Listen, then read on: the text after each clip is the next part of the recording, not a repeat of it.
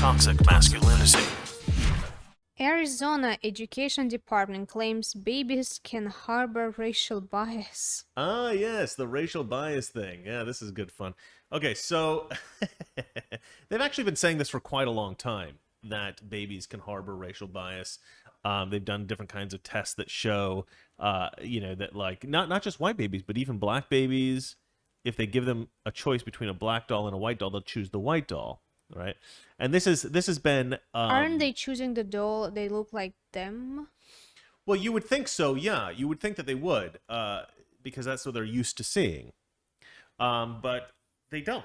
Black babies, for whatever reason, they choose the white doll, and nobody really understands why. But the guess that is made by these crazy leftists, the guess that they make is that they have been conditioned to believe that white is better by our evil white society. That's what they say. So even a black children Yes, were that's what they're picking saying. Yeah. white.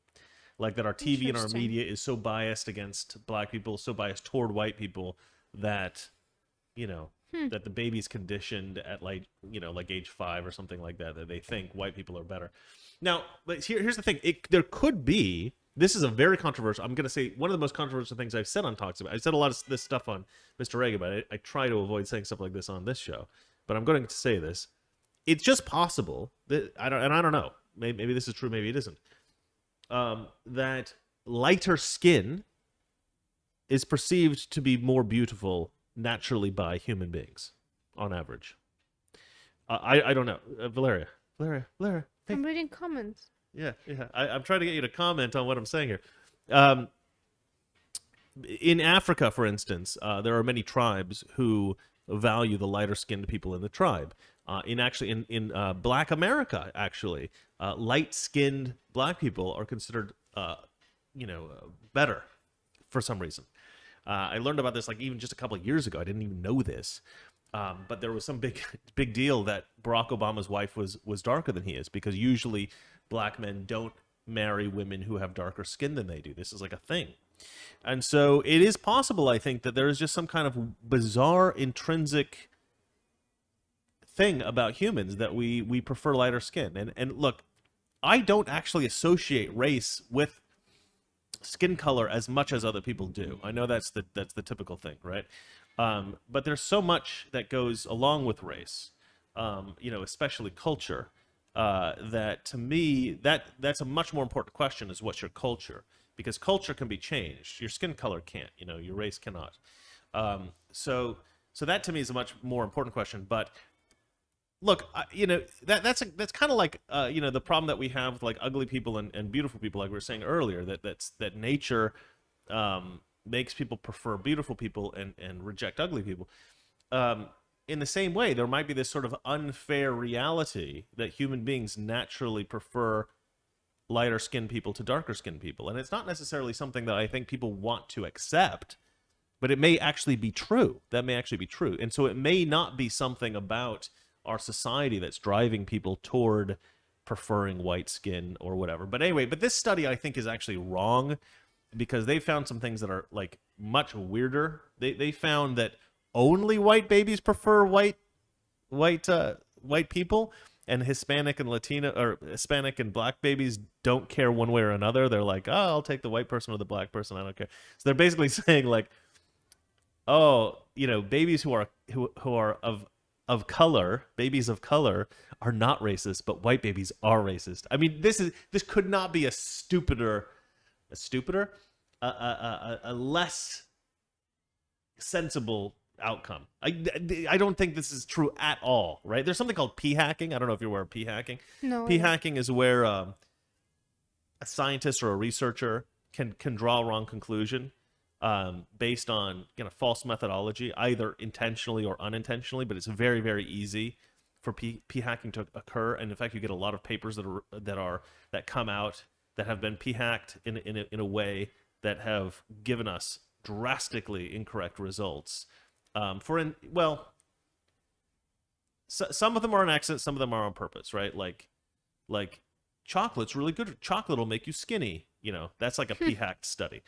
And then like the whole thing about gluten intolerance, that was totally wrong. studies can be very, very wrong, right? If you have like an outlier study, you have like 20 studies here that say one thing, and then you have an outlier study. The outlier study has probably been p-hacked, or somehow there's like a mistake. But anyway, this is so this has been included in a toolkit. Let's see here. The Arizona Department of Education is providing teachers and parents with an equity and diversity toolkit that aims to show how racism can manifest in children as young as 3 months old. Right out, just pop them out, pop those racists right out. They come out with a Confederate flag. Actually, I don't know if you're aware of that, but let's see here. 3 months old, and that white children remain strongly biased in favor of whiteness by the age of 5.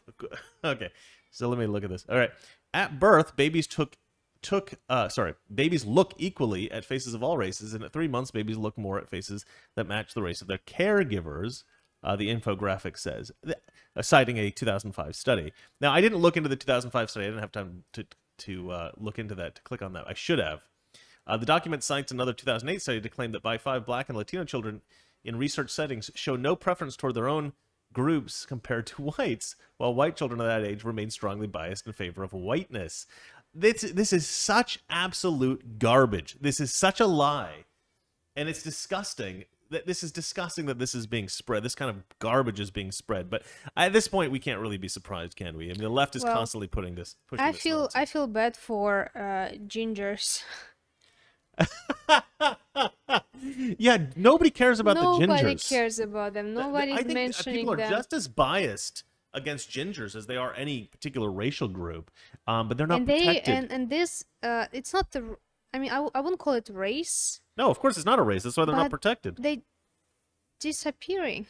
They're disappearing. They're disappearing. That has been noted. I don't think they're actually disappearing, but there has been research that indicates that they may be being wiped out. But here's the problem with being a ginger, I think, is like you do see a lot of bias against gingers, but because they are, it's sort of like ugly people. Ugly people, there's a bias against them because they're not from a protected class necessarily. Like if you're an ugly black person or an ugly lesbian or something like that, you're good because you got that other layer of protection. But if you're an ugly white person, you're screwed, right? And it's kind of like being a ginger. Being ginger doesn't necessarily mean you're ugly, but for whatever reason, there is this bizarre social bias against gingers. We have one of our neighbors somewhere in the building. Mm-hmm. She's a ginger. Mm-hmm. She's so beautiful. Mm-hmm. Every time I see her, I was like, wow. Because she's like... What floor does she live on? I don't know. I don't know. That was a joke, darling. Yeah. I haven't seen her. I don't get around too much. Well, if you see, like, she's so beautiful. Yeah. She's like freckles, like curly red hair, and I was like, wow. Yeah, I always like beautiful redheaded women. I dated a redhead girl. I would again. Right. Here we go. Right. Here we go, Chris. Here we go. But anyway, my point. Ugly lives matter. Ugly lives matter. That's right. They should have a kind of a movement like I was born this way, right? The ginger movement. I was born this way. But yeah, there was for a time all of the redheaded characters in comic books and in movies and stuff, they were all being replaced by black people. It was really weird. Like the chick from Spider-Man. She was replaced with a black character in the new Spider-Man movies. Mm-hmm. But all of I think Jimmy Olsen was a redhead, or in previous incarnations of Superman, and now I think the Supergirl show, he was replaced by a black guy, and it's bizarre. All these redheaded characters have all been being replaced by black people. It was like somebody in Hollywood said, "Oh, you know what we should do? You got all these like ginger-haired." Comic book characters, they're a bit marginalized. You know who else is marginalized? Black people. So let's just replace all these redheads with black. It was a weird phenomenon. A friend of mine brought it to my attention because she has red hair, and she identified to some degree with all these redheaded characters in comics. And then she was infuriated by this reality. Mark says, "Orange man, Trump identifies as a ginger." Oh, you're kind of choppy still. All right. So the camera on Valeria is a little bit choppy, and I'm not sure why. So I've been trying to fix it. What's choppy? Like wave your hand.